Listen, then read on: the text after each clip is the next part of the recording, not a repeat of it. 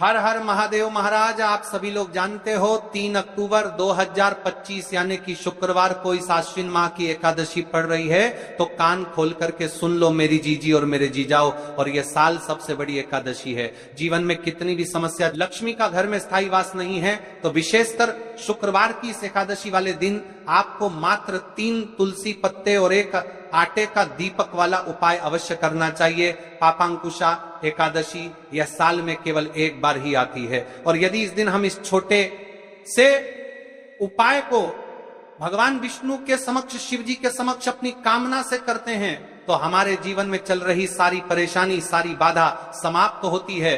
कान खोलकर सुन लो मेरी जीजी और मेरे जीजाओ। सबसे पहले आप इस एकादशी का महत्व जान लो। पापांकुशा एकादशी क्यों, ये तिथि इतनी विशेष मानी जाती है? देखिए महाराज, यदि पापांकुशा एकादशी पर घर की महिला और पुरुष साथ में व्रत रखते हैं, भगवान विष्णु का पूजन विधि करते हैं, तो उनके जीवन में चल रहे सारी समस्या समाप्त होती है। यह व्रत अत्यंत पवित्र माना जाता है। और यह जो 3 अक्टूबर शुक्रवार के दिन पड़ रही है, मात्र 3 तुलसी पत्ते और 1 आटे का दीपक, पापांकुशा एकादशी तिथि शुक्रवार के दिन इस उपाय को अवश्य करना चाहिए।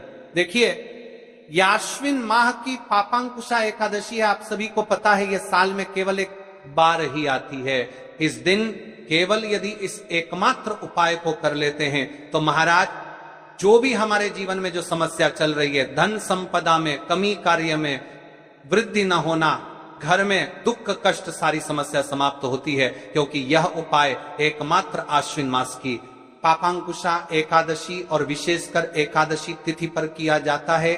पूरा साल निकल गया हो, आपने इस उपाय को आज तक किया ही ना हो, तो महाराज विशेषकर मेरी माता बहन इस अश्विन मास की पापांकुशा एकादशी यानी कि शुक्रवार वाले दिन उपाय को अवश्य कर ले। ऐसे मौके बार बार नहीं मिलते। देखिए महाराज, ये जो 3 तुलसी पत्ते वाला उपाय है, इसे हम एकादशी के इस पावन पर्व पर कर रहे हैं। और आप सभी को पता है कि विष्णु जी को सबसे अत्यंत प्रिय है तुलसी। उन्हें तुलसी के बिना उनका भोग अधूरा है, और तुलसी जी का प्रयोग बड़े बड़े पूजा पाठ अनुष्ठान में किया जाता है। तो हमें इस तुलसी, मात्र 3 तुलसी के पत्ती वाला उपाय करना है। और आपके जीवन में जो भी धन की समस्या चल रही है, वह इस उपाय को करने के बाद सारी समाप्त होने वाली है। क्योंकि भगवान विष्णु की अर्धांगिनी माता लक्ष्मी, जिनका स्थायी रूप से हमारे घर में वास होगा, इस उपाय को करने के पश्चात देखिए महाराज, यदि हम इस आश्विन माह की पापांकुशा एकादशी, शिव महापुराण की कथा में उल्लेख है कि पापांकुशा एकादशी यानी शुक्रवार वाले दिन का सबसे बड़ा और विशेष महत्व होता है। तो आपको या फिर आपके घर के किसी भी एक सदस्य को इस दिन शिव मंदिर में या फिर अपने घर के मंदिर में भगवान विष्णु की प्रतिमा के समक्ष या फिर अपने घर के तुलसी कुंड में यह छोटा सा कार्य तो अवश्य ही करना चाहिए। यदि आप इस उपाय को करते हैं, तो आपके जीवन में चल रही सारी समस्या तो समाप्त होती ही है, लेकिन साथ में आपकी जो अधूरी मनचाही इच्छा है वह भी पूर्ण होती है, और आपके सारे पाप नष्ट होते हैं। जैसे कि पितृदोष, काल सर्प दोष, वास्तु दोष, उसी प्रकार से हमें मात्र 3 तुलसी पत्ते और 1 आटे का दीपक वाला उपाय को करना है। 3 अक्टूबर शुक्रवार, सबसे बड़ा दिन। ऐसे मौके बार बार नहीं मिलते, केवल वर्ष में एक बार ही पापांकुशा एकादशी का मौका मिलता है। देखिए, आज की इस कथा से हम आपको जो उपाय बता रहे हैं, उस उपाय को आपको आश्विन माह की पापांकुशा एकादशी शुक्रवार वाले दिन आपको इस उपाय को अवश्य करना है, क्योंकि यह उपाय केवल विशेष तिथि पर और विशेष पावन पर्व पर ही किए जाते हैं। और देखिए, यदि इस उपाय को आपका घर का कोई एक व्यक्ति भी कर लेता है, तो महाराज जी पूरे घर परिवार में चल रही समस्या साथ में समाप्त होती है। सबसे पहले आपको हम इस उपाय का महत्व बता देते हैं। पापांकुशा एकादशी श्याम भगवान विष्णु को समर्पित है, और उन्हें सबसे प्रिय है तुलसी। तो हम तुलसी पत्ती वाला उपाय कर रहे हैं, तो यह घर में माता लक्ष्मी का स्थायी वास करती है, क्योंकि यह तुलसी समर्पण वाला उपाय है। और इस उपाय को हम पापांकुशा एकादशी के दिन पर कर रहे हैं। तो महाराज, यदि लक्ष्मी की समस्या है, तो वह समस्या भी समाप्त होगी, जो आपकी मुश्किल समस्या समाप्त होती हैं।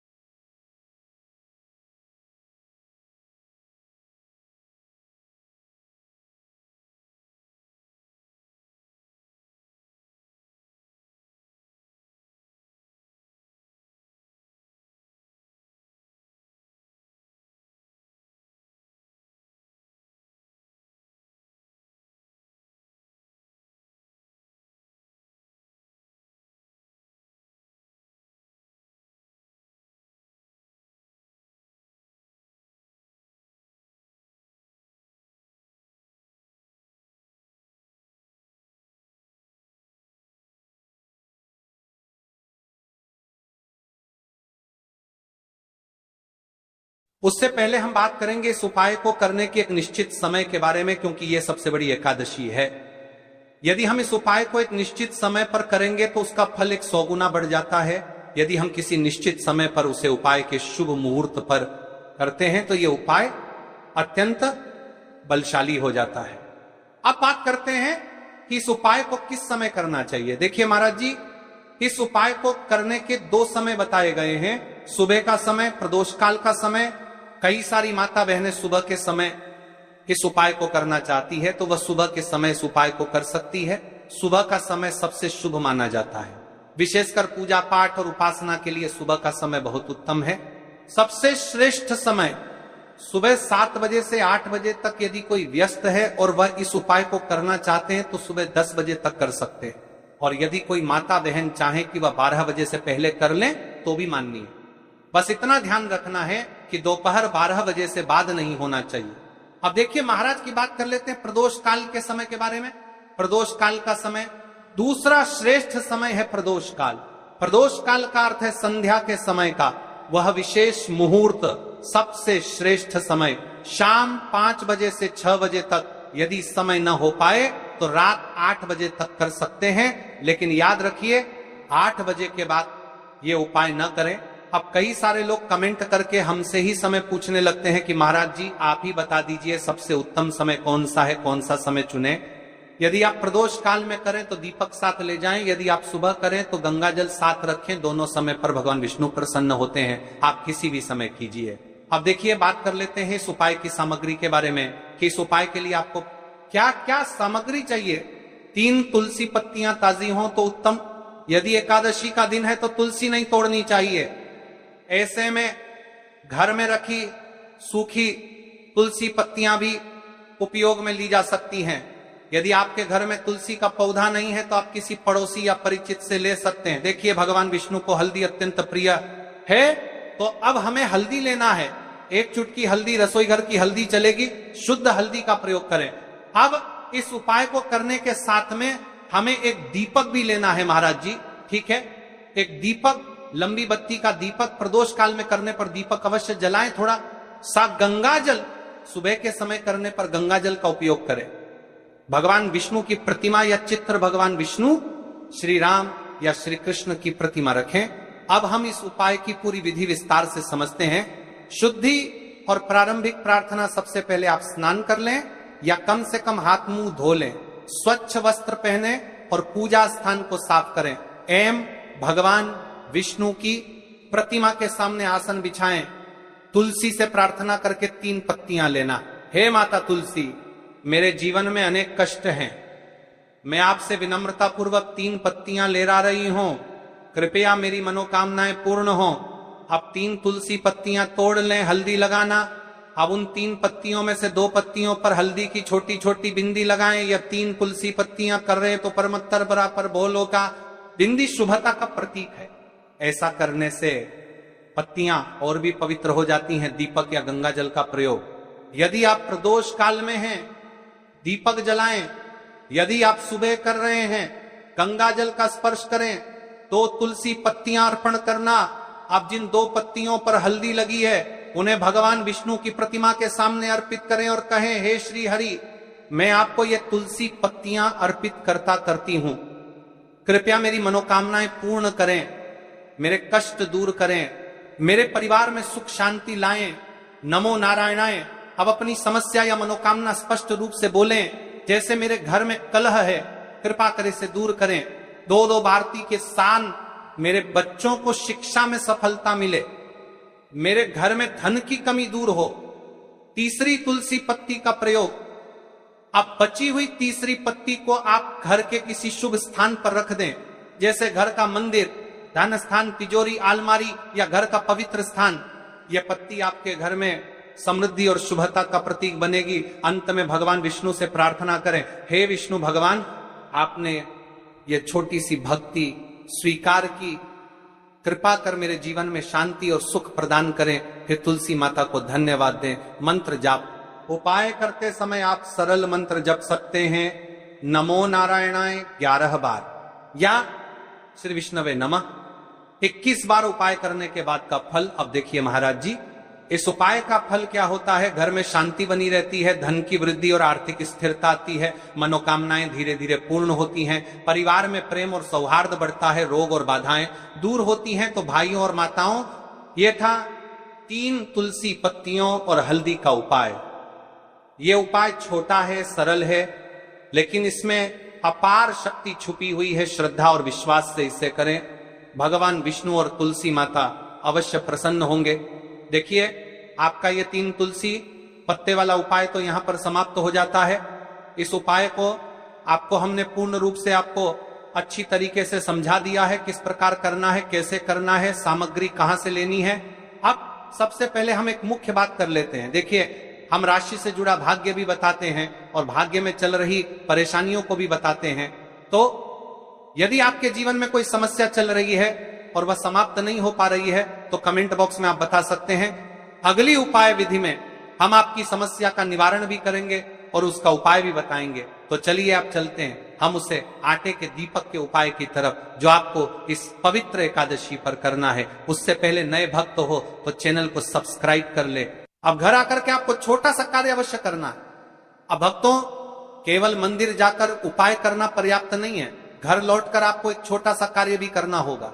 घर में जो भी आपका शिवलिंग है, पिंडी है, या फिर यदि शिवलिंग नहीं है तो आपका छोटा सा मंदिर है, वहां पर जाकर भी आपको जल चढ़ाना है और भगवान को प्रणाम करना है। साथ ही घर के मुख्य द्वार पर एक दीपक प्रज्वलित करना है। यही दीपक आपके घर की लक्ष्मी को स्थिर करता है और दरिद्रता को बाहर निकाल देता है।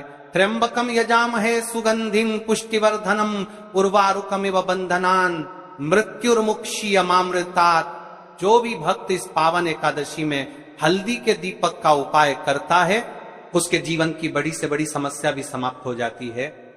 चाहे गृह कलह हो, स्वास्थ्य की परेशानी हो, आर्थिक संकट हो या मन की बेचैनी, माता दुर्गा उस घर में स्वयं कृपा की वर्षा करती है। अब प्रश्न उठता है कि उपाय की विधि क्या है?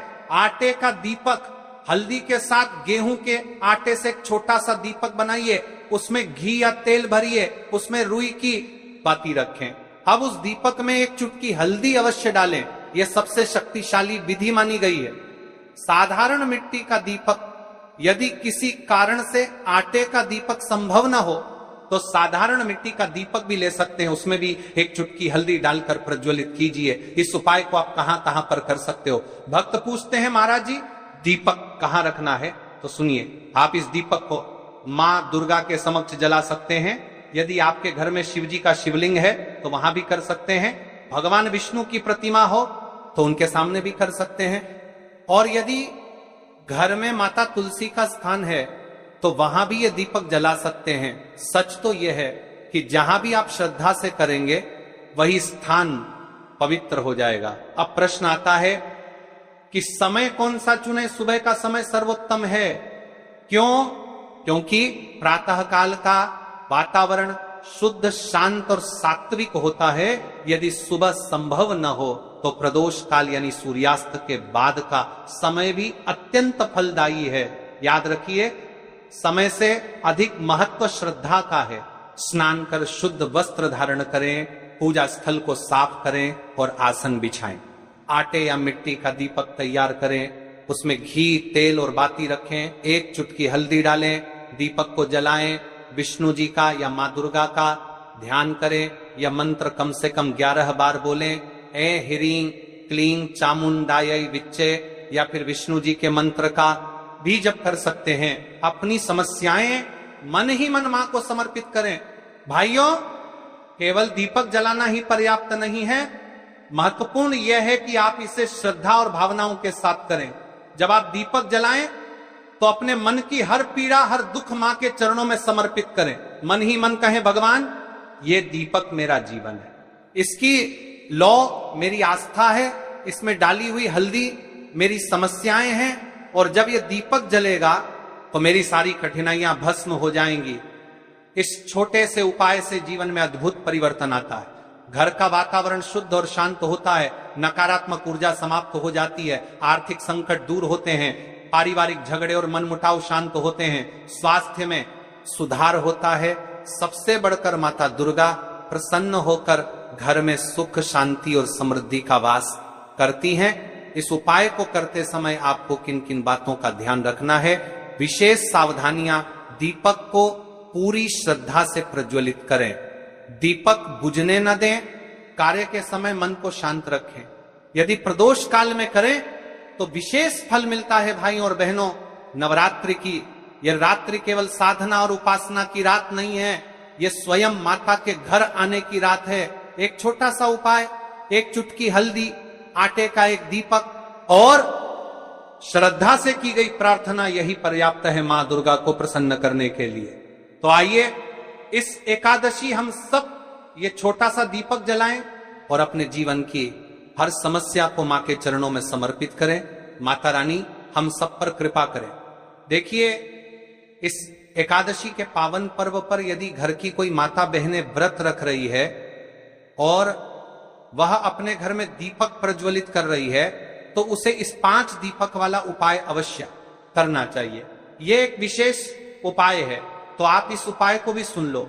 5 आटे के दीपक। तो अब देखिए महाराज जी, हम सबसे पहले बात कर लेते हैं 5 आटे के दीपक बनाने की विधि, यानी कि आपको क्या क्या सामग्री मिलनी है और क्या नहीं मिलनी है। कई सारे लोग गलत तरीके से भी बनाते हैं। तो देखिए, आप सबसे पहले गेहूं के आटे को